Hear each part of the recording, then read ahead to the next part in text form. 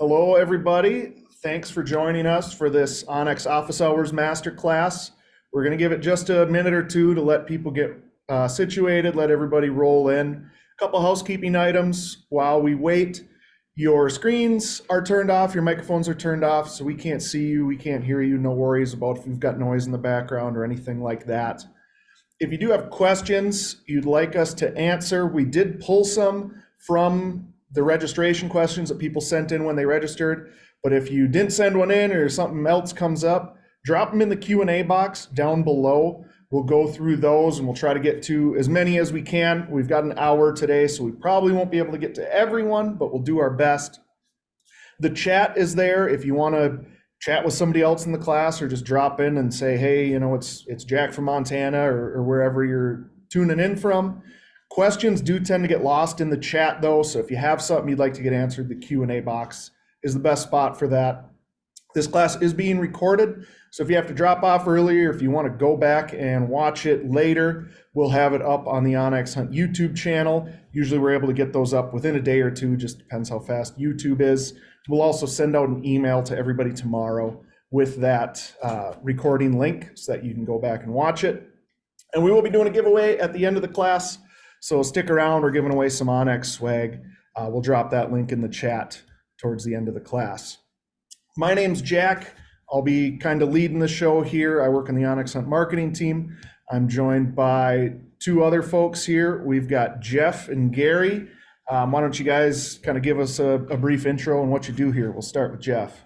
Sure. I'm Jeff Armentrout, one of the product managers on the Hunt team here at onX. Been here a little over 3 years now, and work on helping to define and build all of the new features that we put in our app, plus make sure that the stuff we already have is working good for everyone as you use our app.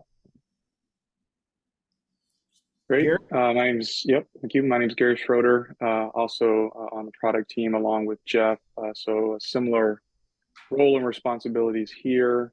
I have a particular focus kind of on the whitetail side of the app and kind of helping those customers and things like that make sure the app is working especially well for them. So happy to be on here with all of you.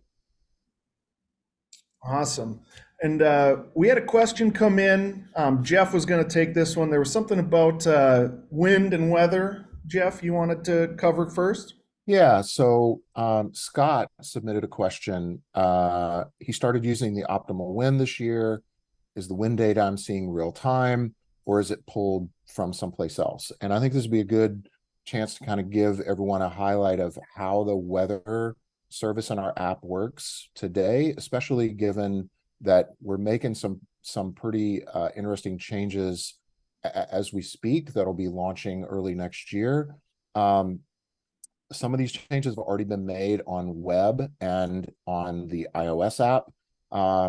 So on either of those two apps, if you have a waypoint and you've set the optimum wind or the current wind for that waypoint, or, and I don't know, Jack, if you can demo some of this stuff as we go along with us with a screen share, but if you have a waypoint that you've set, you'll notice within that waypoint card, there is a weather tab.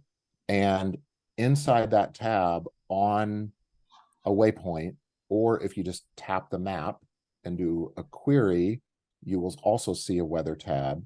On iOS and on our web app, both of those will show the actual forecast for that specific latitude and longitude that you have tapped. So for this particular one that Jack is demoing right now, when you tap that weather tab, the information that you're going to see there is for that specific location on the planet. It's not a random weather station that happens to be, 50 miles away from, say, your tree stand or wherever else. It's going to show you the forecast for that specific location. Now, Android is unfortunately lagging a little bit behind on this part. iOS also, you'll see up in the upper right-hand corner of that screen, if you put that card away, Jack, there's a weather button that shows up there. Inside that button is a summary information. That is going to show information from a weather station that is the nearest to your specific location. And this will also be one of the things that will change early next year, where if you tap that weather button, we will use the center coordinates of your map and we will fetch a forecast for that specific latitude and longitude. So some people call this hyper-local weather. We don't have a great name for it yet, other than you get the exact weather, current information, and forecast for a specific spot on the planet, not any spot that might be miles away or thousands of feet of altitude different than what you're looking at. So I think that's going to be a really important change for us as hunters, to be able to know sort of exactly what to expect at the specific spot that we're interested in. So I hope that clears that up for you, Scott. If you are on and have additional questions, obviously per Jack's comment earlier, throw those in the Q&A thing, and we'll try to get to those. Awesome. Yeah, hope that answered the question. If not, definitely let us know and we'll try to answer any lingering questions that you may have. We're going to roll into just a couple of other questions folks sent in at registration. First one I have: what states come with the premium membership? So the premium membership, we have kind of two levels to that. There's a single state premium or a two-state premium, and the state that comes with that is chosen by you. So if you buy a single state premium, you're going to select your state at the time of purchase, whether it's Alaska, Wyoming, Florida, whatever. Two-state membership, you pick your two states that you get with that membership. If you go to the elite membership, which is our top tier membership, that gets you all 50 states plus Canada. So premium is either a one state or a two state, depending on what level you pick. You choose the state or two states you want to have. Elite gets you nationwide access plus Canada. Plus a number of other elite tools like draw odds and hunt and fool access, and a number of different product partnerships that we have with some of the leading brands in the industry to give you discounts on the things that you are going to buy anyway as a hunter. So, right. Next question: is there a way to measure distances on the app, like to a property border and such? Let me reshare my screen here quickly. I'll pull this up, and I do apologize. For some reason, from my iPad through Zoom, there's always a bit of a lag here. So I swear the app is not as laggy as it appears through the Zoom here, but we do our best with the technology. So there's a couple different ways you can measure distance. Kind of the old school way is to use the line distance tool. So I'm just going to move to an area of the map that's less cluttered. If I go into my tools in the bottom center of the screen, open that menu up and tap line distance. Now I have a crosshair on my map, and you see there's a button there that says drop point. I'm going to tap drop point. It's going to put the first point of my line where that crosshair was. Let's say I want to measure how far it is to this property line. I hit drop point again. That's going to tell me it's 510.6 yards. I can save that, gives me the elevation profile. And then if that's something I want to have on my map, I can leave it there and it will be there for all time unless I delete it. Sort of a newer way we've developed, I guess it's been about a year now we've had this in the app, is our 2-finger distance measurement. And that is, you can't really see it, but I'm going to take 2 fingers and place them on my map, you know, at the 2 points, the 2 endpoints of the line, the distance that I want to measure. So I'm putting 1 finger down, I'm putting a 2nd finger down, and you can see that line. It's the red line that's on the right that says 0.62 miles. Gives me the distance between where I put my fingers down. If I lift my hand up, that line disappears. So that's the way, super handy if you're in the field, if you just want to know, hey, how far is it to the summit? How far to the ridge? How far to the river, the next property line? Whatever. You can get a very quick estimate of how far away that is. Or I guess it's not an estimate, it's exact. But so those are a couple different ways you can measure distance in the app there.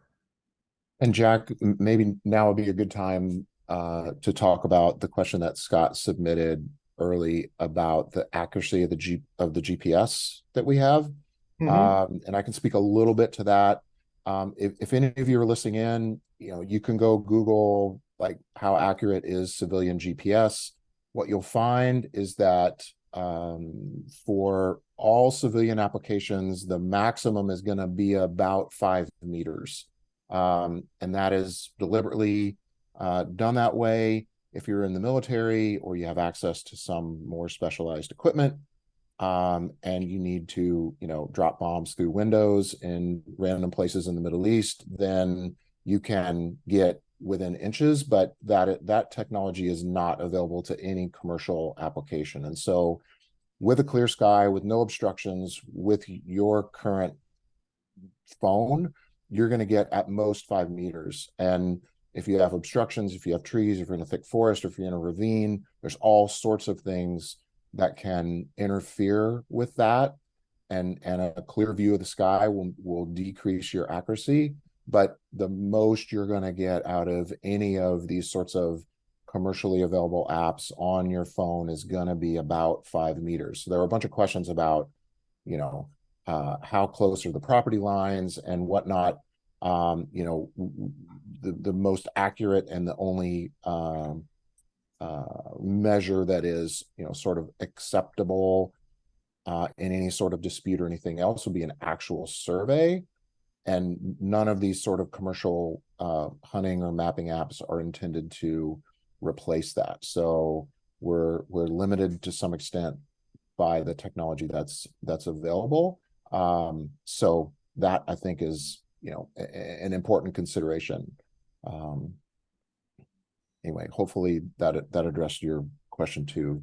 I guess that was Garrett that asked that question. So the only Garrett's on, but. And that's a good point. And that reminds me of, there's a bunch of people that asked about, hey, how do I report that something is off or something's not correct? I'll demo that right now.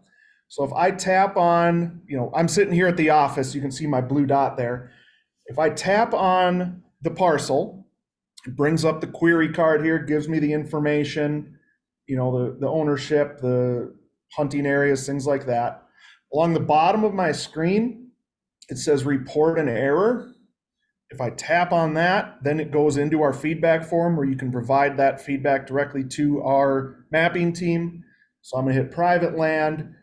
What's wrong about it? Is it just the land ownership? The name has changed. Somebody bought it, somebody sold it. Are the boundary lines off? Again, this is, if they're within, a few feet or a few yards, that's pretty typical. That's when we get the data from the counties, they will typically tell us, hey, this is kind of the margin for error for our data. So the onX data can only be as accurate as what the county provides us. And typically it's pretty close, but a few yards is pretty good. If it's hundreds of feet off, of course, we want to know about that. So you can just type in a brief description there. The more info you give us, the better. If you say, hey, this property line looks like it's shifted 100 yards to the south or to the east or whatever, that's all great. Once you type that in there, hit that report error button. That'll go to our mapping team and they'll take a look at it. We always verify. We do check with county sources or state or whoever, is the, I guess, managing agency, especially if it's like public land. We'd check with the Forest Service or BLM or somebody like that before we go ahead and make those changes. But once we verify it, we'll make those changes and you'll see those updated the next time the app updates. All right, getting back into it here. Is it possible to share locations with other hunters? So it depends exactly what you mean by locations. You can share a waypoint with a hunter. Like for example, let's just pretend for a minute here, hypothetically, let's just say this is a duck blind that I have and I want to share it with Jeff and Gary because we're going hunting. I tap on that waypoint. I tap the share button. It's going to tell me Jeff and Gary will only be able to view this waypoint. They're not able to send it to anybody else or delete it or make any changes to it. So it's kind of like if you share a Google Doc with somebody at work and you only give them view access. They're not able to edit it. I hit share. I'm on a tablet here, so my options are to email it, send it. That's really the only way I could do it from this tablet. On your phone, you'll be able to text message it. That's the way most people do that. So you can text message or email waypoints, tracks, lines, area shapes, kind of any of the markups on the map can be shared with a friend, with a member of your hunting party, with somebody back home. So that's a way you can share those locations. Is there a way to share my location with another hunter? If by that you mean share my real time where I'm standing, there's not within the app right now. Internally, we kind of refer to this as like a buddy tracker, where you'd be able to see everybody's dots on the map. It's something that has been requested, something we are looking at. The limitation to that, if we were to develop it, was it would only work online right now, because your phones need to be able to communicate with each other to communicate that location data. So it would be limited. If you didn't have service, there's no way to see the location of other folks. But that is something, we have gotten some requests for that, and it's something we're looking into possibly doing in the future. Another question here, I would like to see using the app as a rangefinder. I'll go into that here. So I know I have a cursor on my screen. I know it's tough to see. It's kind of this gray dot that's as bright as my external mouse will let me make this. But if I go down to my location button in the lower right-hand corner and tap on it, brings the map back to my location. I click it one more time, that opens up kind of what I call a heads up mode, is how most people describe it.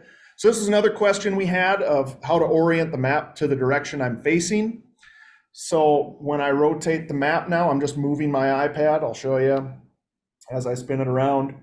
That's going to rotate the map on my screen. So super helpful if you're walking, if you're, don't do this while you're driving, but if you're the passenger in a car or a side-by-side or a boat or something, you can use that to tell, hey, we need to make this right turn, this left turn, etc.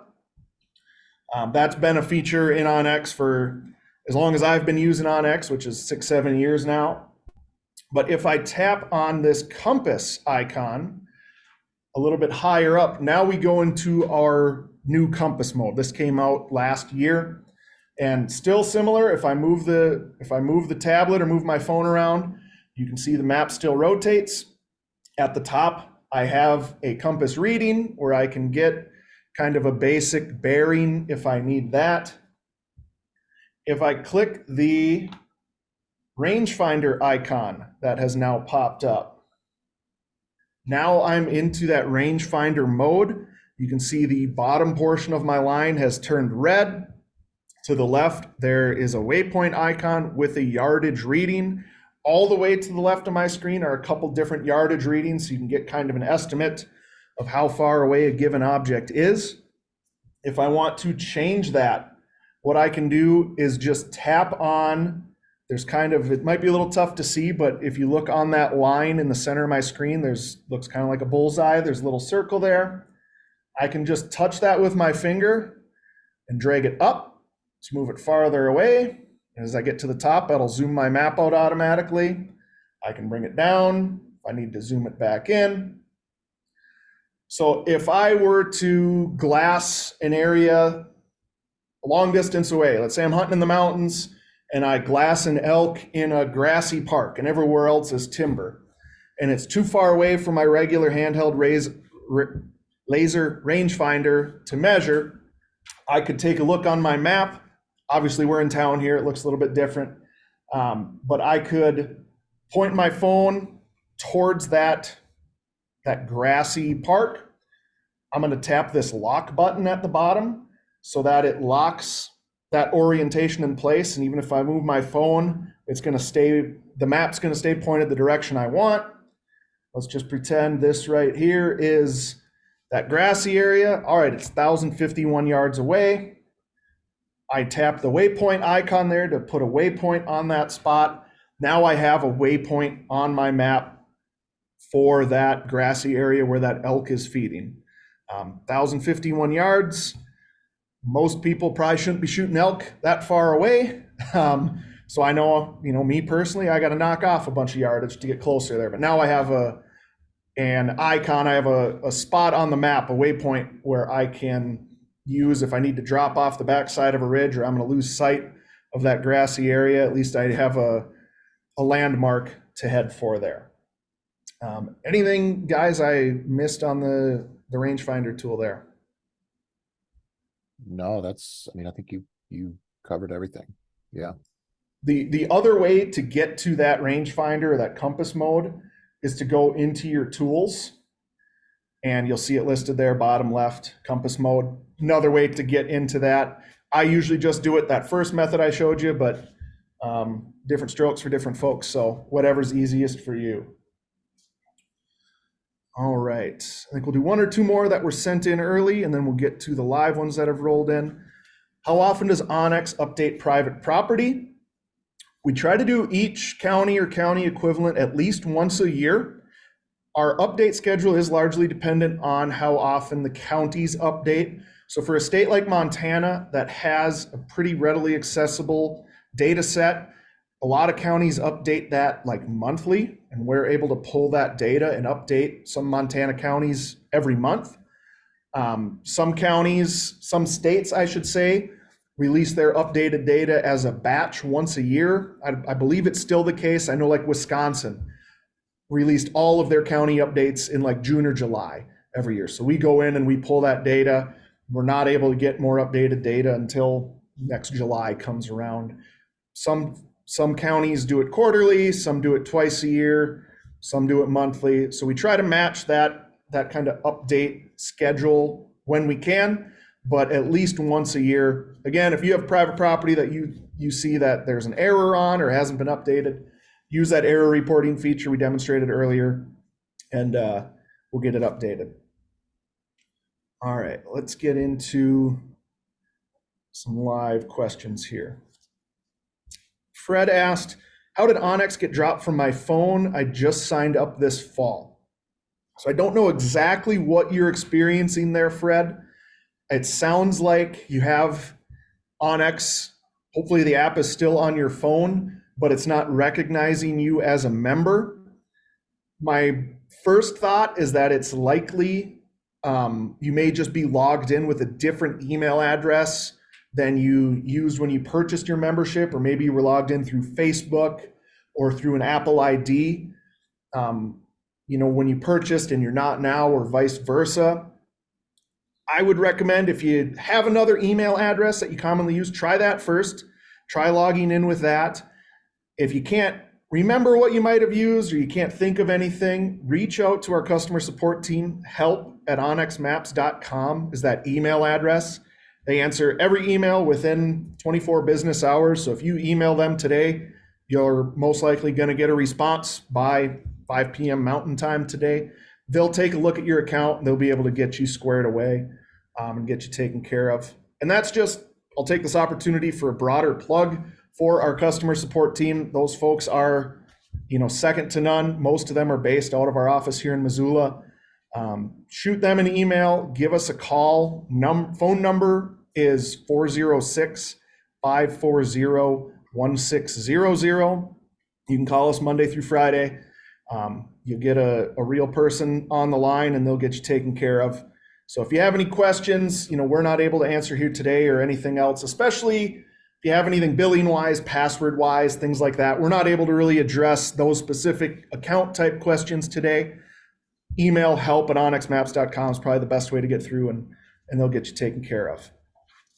The other thing on this one's, Jack, maybe if you, I don't know whether you're on Android or iOS, but if you go to either Google Play or the Apple App Store and you search for onX Hunt and you look at the listing in the App Store, you will see that they know whether the app is installed on your device or not.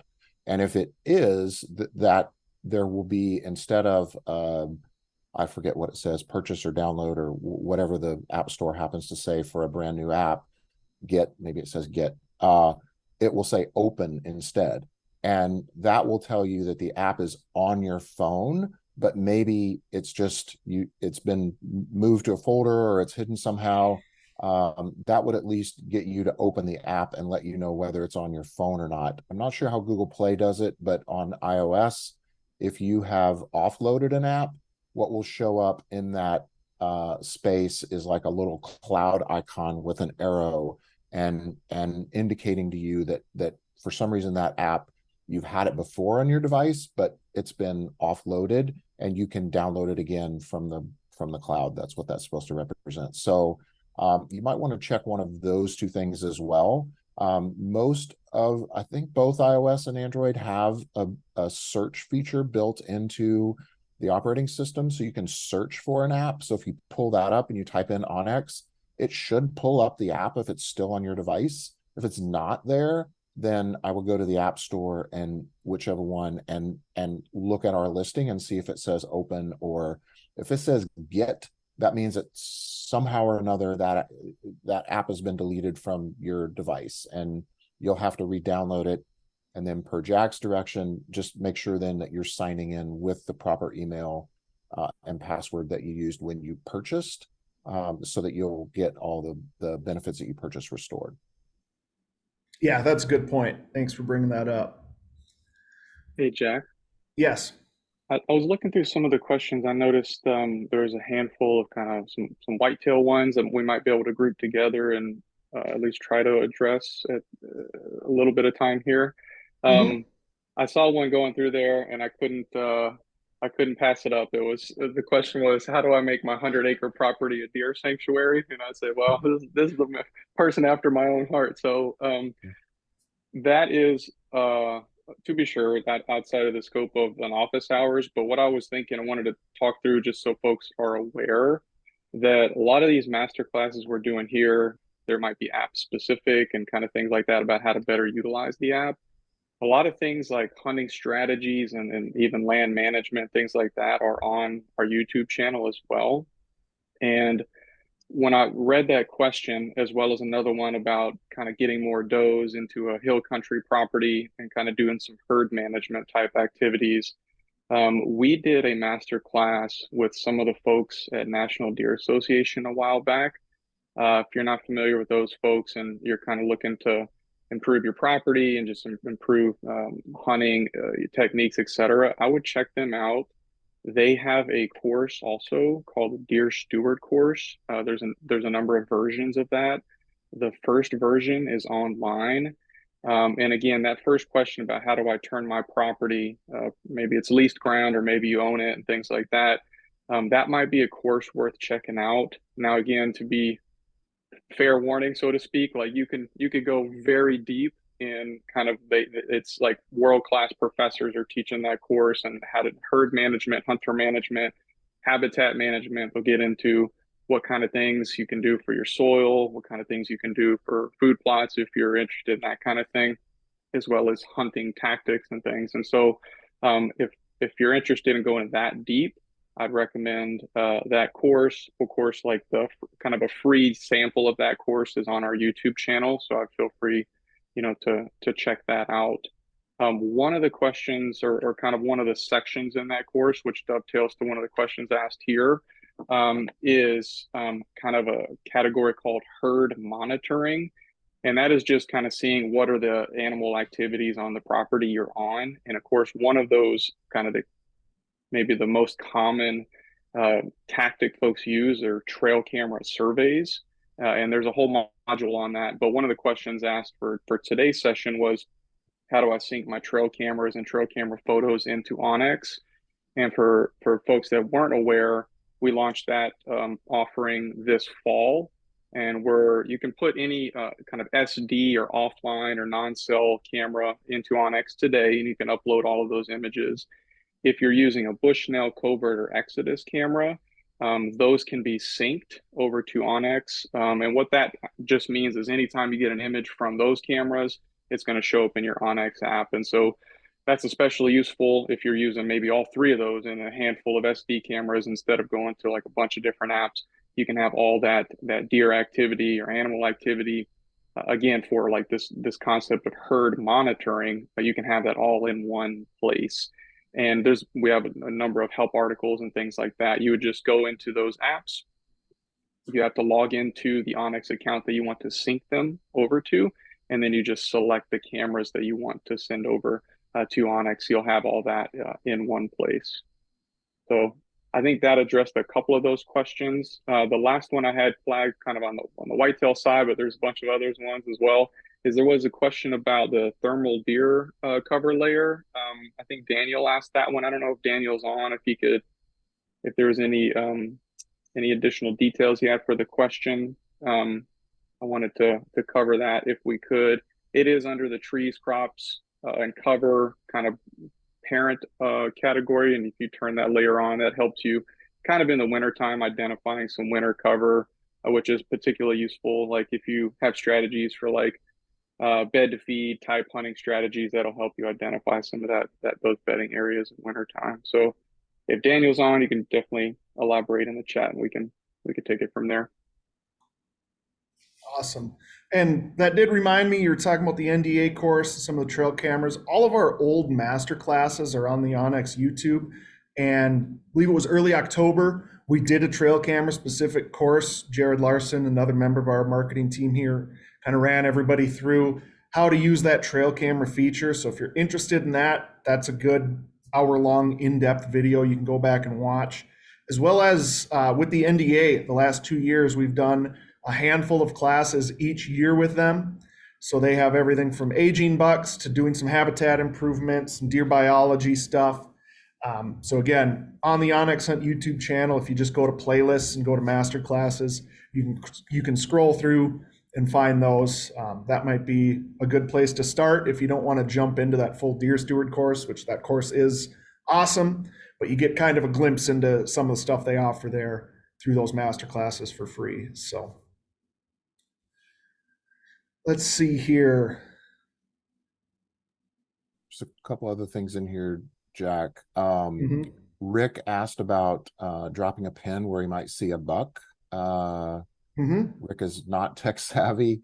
When looking at the map, I can't figure the direction I'm looking. And certainly that's a common thing. So you are definitely not alone there. I wouldn't feel bad about that.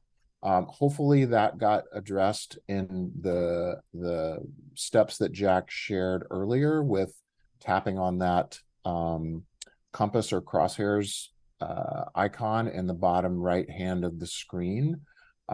Jake, you also asked about reviewing compass mode and directional pointing feature. I hope that what Jack already covered there also addressed your question. Just kind of keeping going through these. Jay asks, is there a way to share a single waypoint rather than my entire map?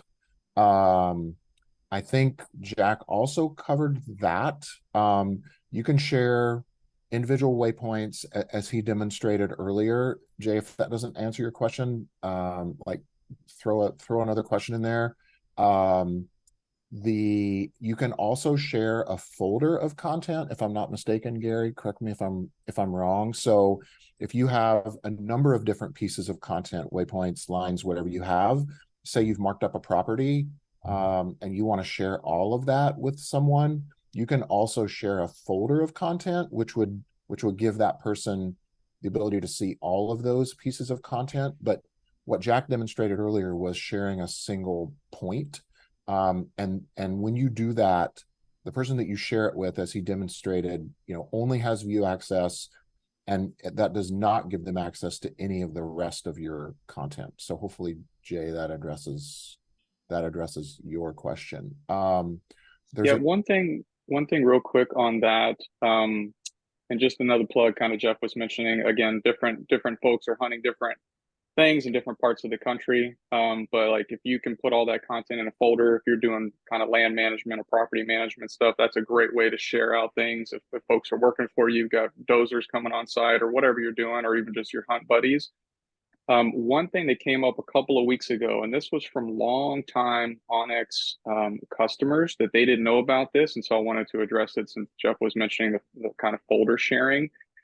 If you you send me a folder, It's going to get all that content with one share on your side. Like you mentioned, it's view only. I can't adjust that. That's your content. You're sharing it with me. It's kind of a privilege for me to have it. But if you update any of that content, if you change the name of a waypoint, the color, the icon, all that kind of stuff, that does automatically get sent over to me, meaning it just updates on my side of that share. And so, and that was like a big surprise, and also a pleasant surprise for the folks that weren't aware of that. They thought previously if they shared one folder with a bunch of content, that was sort of like an email attachment or something like that, where it's gone forever and they couldn't update it. But that's not the case. So if you're hunting with a group of folks, or like I said earlier, land management, different folks working on your property, and you have them building a pond and then you change the dimensions, or you're planting trees and you had to change the waypoints, if you change them on your side and you shared it with them, they're automatically going to get all those updates, and you don't have to take any further action on your side. So just wanted to call that out as well. Yeah, that's a good point, Gary. Thanks. A couple other things in here that sort of fall in the sort of stay tuned category. Jim asks about seeing a dynamic legend that would allow him to turn on 2 or 3 layers while he's scouting and panning.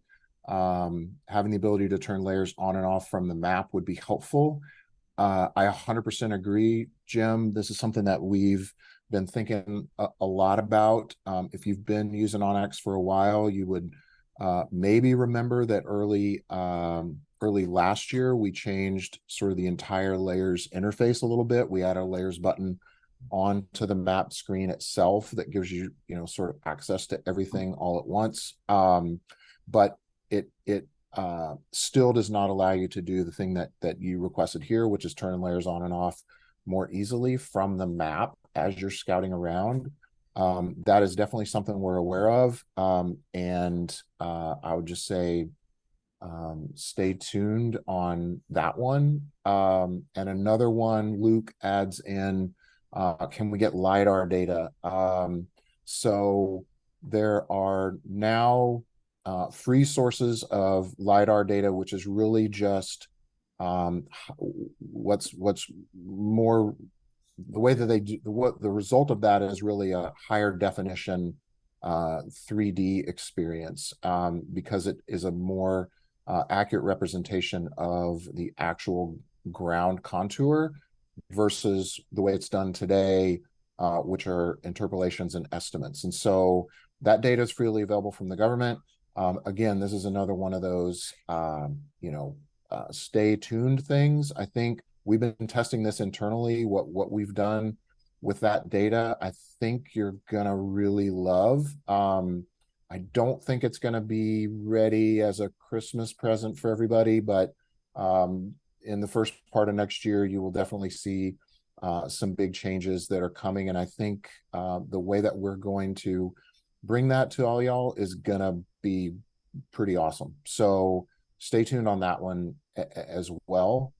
Sorry, I can't share any more details there, but we have access to that same data that everybody else does, and I think what we're doing with it, you're going to be happy with. So stay tuned. Awesome. Couple other questions we've kind of touched on. I'll just try to answer them again in case we weren't clear enough before. Richard asked, can you plot a line between 2 waypoints or 2 known GPS coordinates? So that would be using the line distance tool like I demonstrated earlier. You would just drop those 2 line points on your 2 waypoints, and you could measure the distance that way. I've done that before. Works pretty slick if you want to see the distance between 2 deer stands or duck blinds or whatever. Cool way to do that. Yeah. Ray asked, how long does it take to correct an error? I assume he means like a property ownership error. Unfortunately, the answer is it depends. We do get a number of errors that come in every day. So once our mapping team is able to get to that error, they'll get in contact with our data source, whether that be a county source or something else. Some counties are really good at getting back to us, and we're able to verify it or not verify it, I guess. Some are not so good at getting back to us. So unfortunately, Ray, the answer is it depends. We try to do them all as quickly as we can. We want to have We don't benefit from having incorrect map data at all. We want to have the best data possible. So it behooves us to get that fixed quickly. Sometimes we just have to work at the speed of local government, which is highly variable, shall we say. Jack, there's a question in here about, I think it's from Kevin. How do I download an offline map? So when I'm out of signal range, I can access my area. There were also a bunch of questions typed in the pre webinar questionnaire about offline maps. So maybe a quick demo of how that works would be useful to everyone.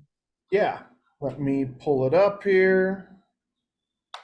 So I've got a map. I've got it on my screen. Let's say I'm going to go into the Bob Marshall Wilderness, pretty large, well-known wilderness area, not too far from Missoula. I haven't been there personally, but I suspect probably not so great cell service in there. So if I'm going to plan a trip, I'm going to first just orient the map to the general area I'm going to be. The lower left-hand corner, I click this button that says Offline Maps. I'm going to be shown a menu that looks like this. Yours may not have all of these maps listed down below here. You see this is a test account that I use for these master classes and stuff. So these are all just kind of test maps that I've made. I move up here where I don't have any saved. So to save a map, I'm going to tap this button that says New Map. That's going to bring me to this screen.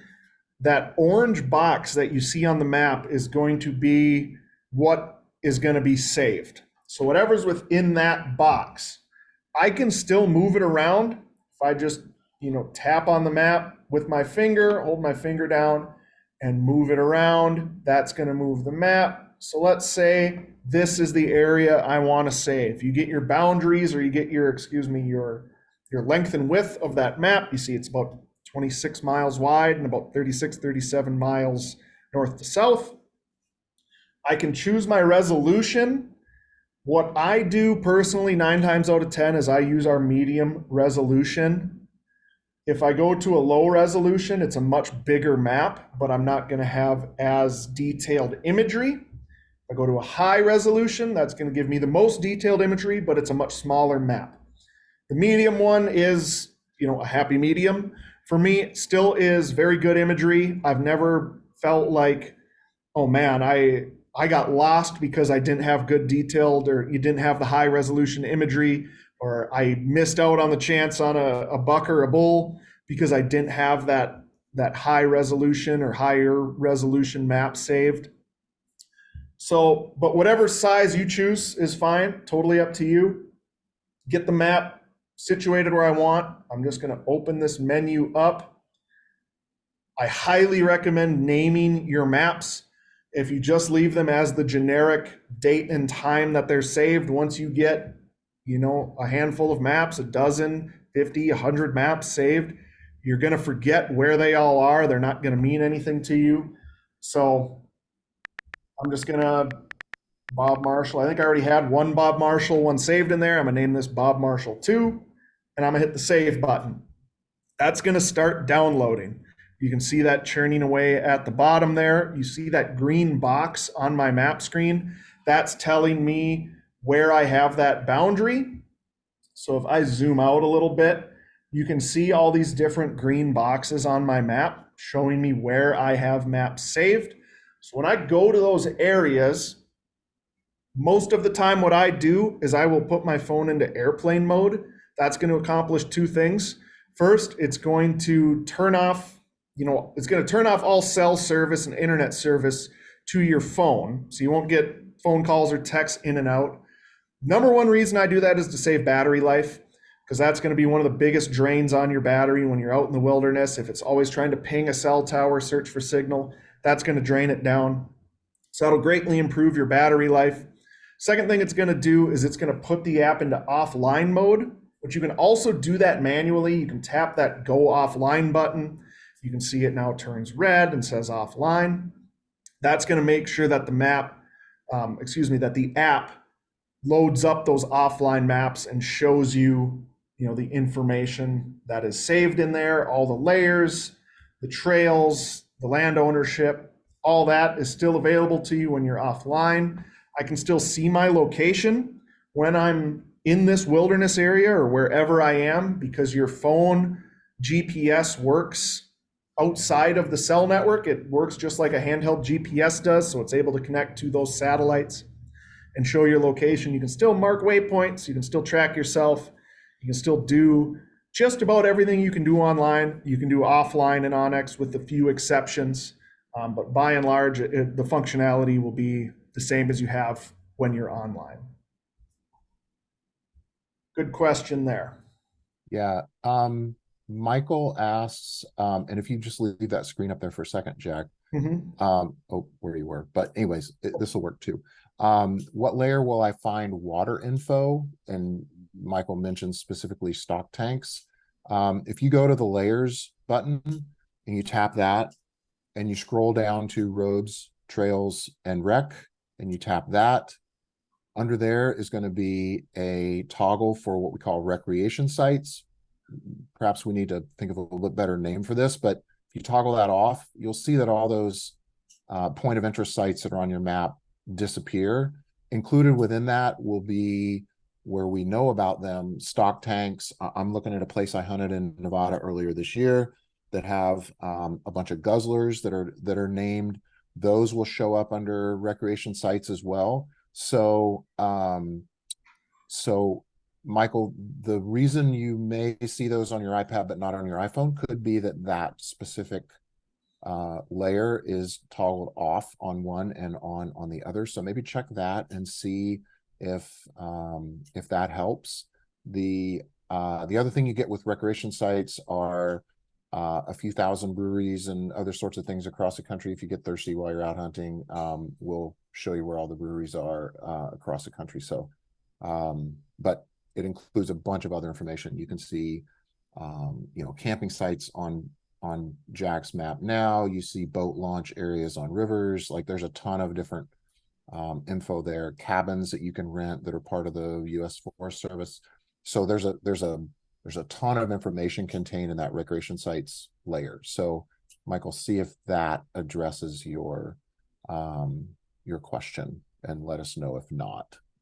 Yep, and it might be, probably not, but it might be how far you're zoomed in. A lot of those stock tanks don't show up until you start zooming in closer to the map. Like if I were to zoom out here, you see all those campsites go away.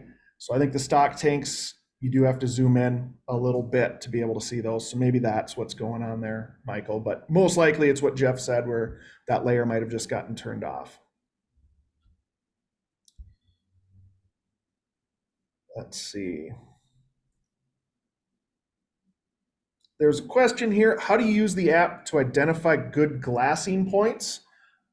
I'm going to take this as an opportunity to show you our TerrainX feature. So let me get over to my web map here. I'll share my screen.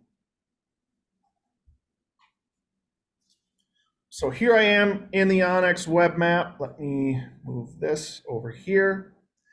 So if you've never used onX Web Map before, it comes along with your account. You just need to go to our website, onxmaps.com. In the upper right-hand corner of the website, there will be a button that says Open Map. That'll take you to the login screen. Again, make sure you're using the same login credentials you used when you set up your account. If you did it on a phone or a tablet, it's the same email address and password, whatever you used. So then I'm going to go over to my toolbar here. So this is where all your line distance, your trail cameras, your waypoints, all that are. And then if I click on this one here, it's got a little beta flag here. So this is going to take you into TerrainX. Now this is still in kind of beta testing mode as we build this out. You have all these different filters here on the side. So this is a tool. It's really our terrain analysis tool. So I'm going to turn some of these off right now.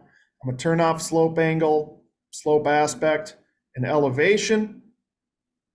And then I'm going to go to our view shed features. So this is what's really cool for me when looking for glassing points. So if I go over into the mountains here, I'm going to zoom in kind of on this ridge line. Let me find a good spot. Somewhere up here will work.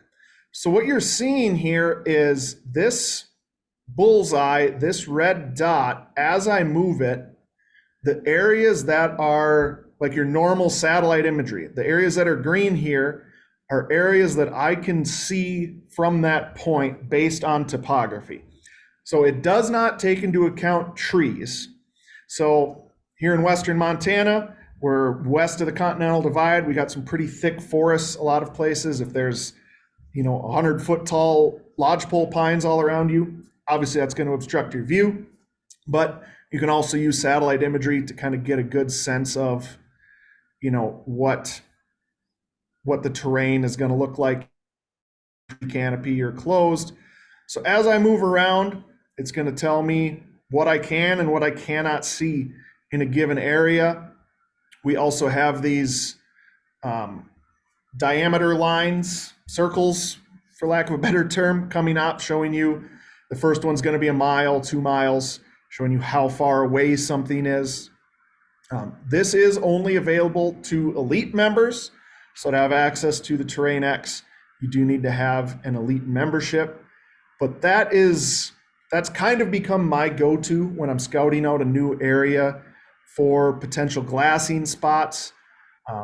I will maybe sometimes use my regular onX map if I'm looking for spots to glass for elk, for example, and find some of those benchy areas or areas where there's some open grassy parks that I think bulls might be feeding in. And I will just plot all those on the map, plot where I think I might be able to glass from, pick some of those ridges. Then I'll go into TerrainX and confirm or disconfirm that. That'll tell me like, oh, hey, I might be able to see that spot depending on tree cover, or, at the very least, it'll tell me for sure, no, I'm not gonna be able to glass that park from my potential glassing spot because the roll of the land is gonna block it or something. So if you got that elite membership, check out TerrainX for sure. Yeah, and Jack, excuse me, that tool is super effective in 3D mode as well. So if you tilt your map and go into 3D, you'll be able to see, you can zoom in on a specific ridge, and you can see from that spot exactly what you'll be able to see and not see from there. So yeah, good point there. I always forget about 3D. See, yep. Even I'm learning at these classes. And then, like what I'll do when I use this tool for this, especially to find glassing spots, is once you find a spot, like if that's the spot you want to be able to glass from, you can drop a waypoint right there. And then this interface will sync back up with your for lack of a better word, your regular onX, and you can go back into that spot then on your base onX map, and you can use all the other tools that are available to you there to draw lines, draw shapes. I like to draw area shapes on like the sides of basins and stuff that I think I'll be able to glass from someplace, because I don't know, I mark stuff in advance and then I get out in the field and I forget why I put a mark there. That's probably just me. And I can look on my map and say, oh yeah, that area that I highlighted in purple, that's the area that I think I can see from here. And so it just helps keep me focused on why I've marked certain spots, but all that stuff is also possible from there. So yeah, and that's another reason to write down things on markups. I've done that on waypoints where I'll mark the glassing icon and I will say glass to the north. Might be good to glass those parts to the east. In every waypoint area shaped line, there's a notes section as well. You can put information in there. It really kind of underscores what I tell people is onX is a tool where the more you put into it, the more you get out of it. If you just mark waypoints and leave them as the generic red X with no other information, that is useful, but nowhere near as useful as it can be if you maybe color code them in a system that makes sense for you.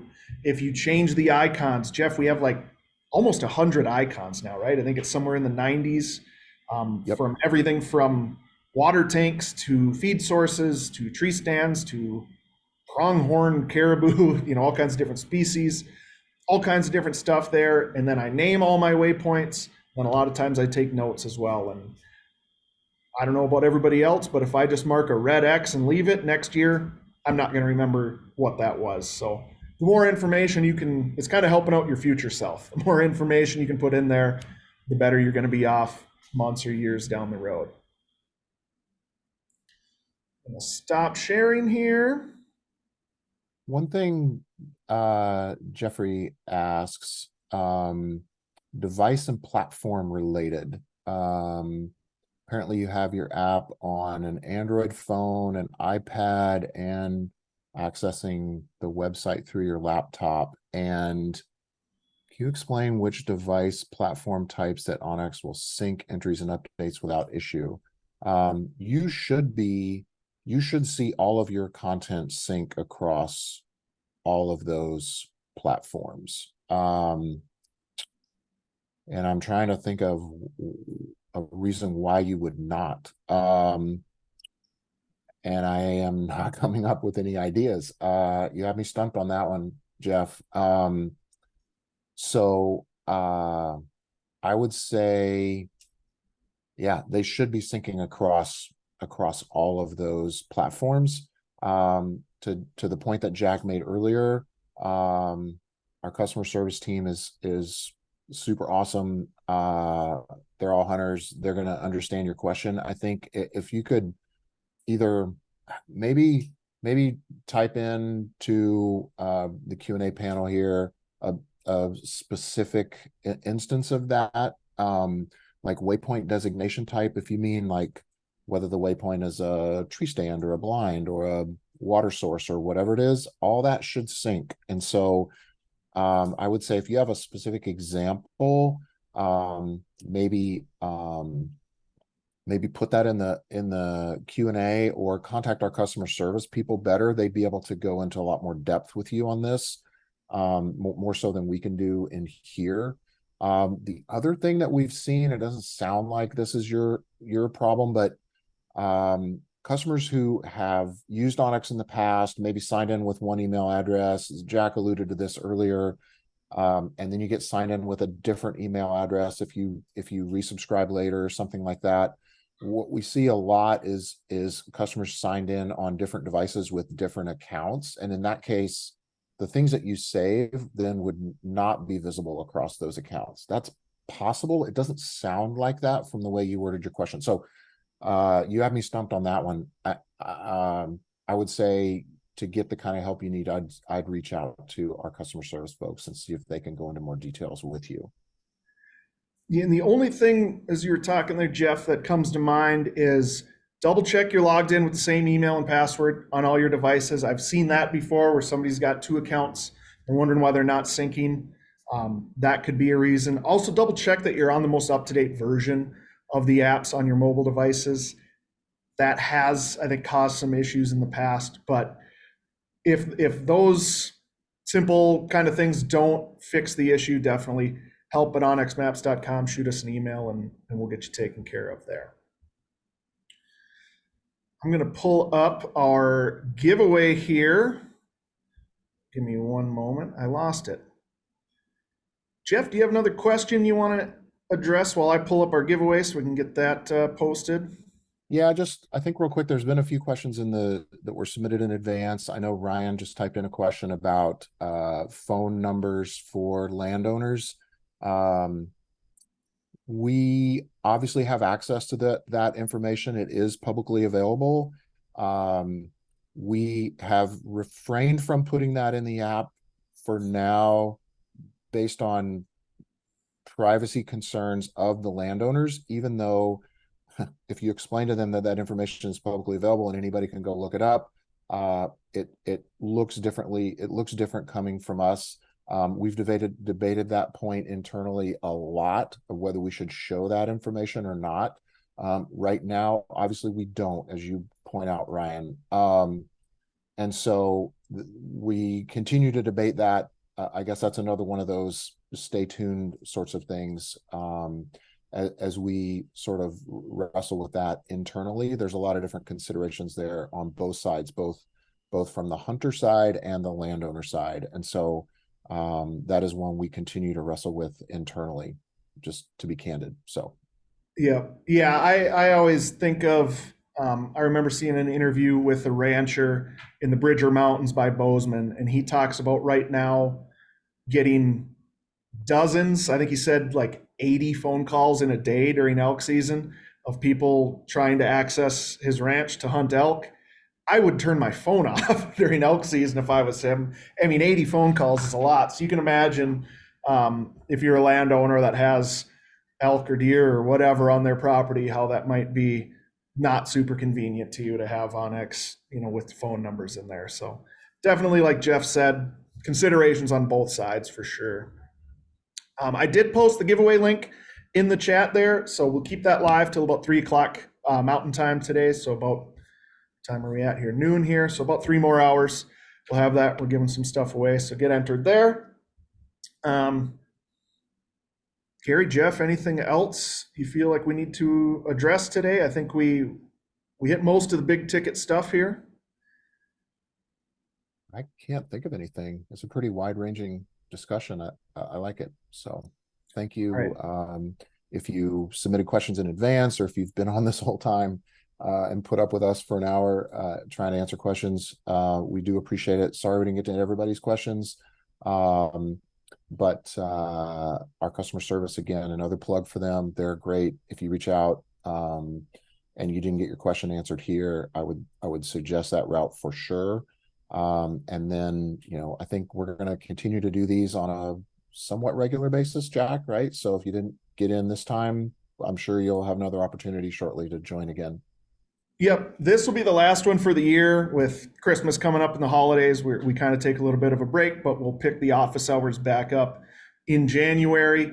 We also do monthly 101s. So if you're looking for more of it's a 90-minute to 2-hour 101 course, kind of taking you from I just downloaded the app all the way through to now I feel pretty comfortable using it in the field. We do have one of those coming up next week. That's on December the 11th. I believe that's Monday. We'll be doing that. So those 101s are a monthly one. We do have all the old 101s on our Masterclass playlist on the YouTube channel. So take a look at some of those. And then, like Jeff said, we'll do these office hours, picking up again after the first of the year. We try to move the times of these around, being aware that there's 6 different time zones in the United States and everybody's available at different times. We're going to probably try doing some in like the afternoon Mountain Time, so like 4 o'clock Mountain Time, which would be hopefully 5, 6 on the East Coast, so that people are able to attend them after work and stuff. Realizing that no matter what time we do these, that's some feedback I've gotten from folks. They probably aren't here because they let me know, hey, I'm working during this, I can't attend. We try to move them around as best we can to try to hit everybody. So thanks for your understanding on that. And I guess with that, I'll bid everyone adieu. And thanks, Jeff and Gary, for joining me. And we'll see everybody on the next one. Absolutely. Thanks, everyone.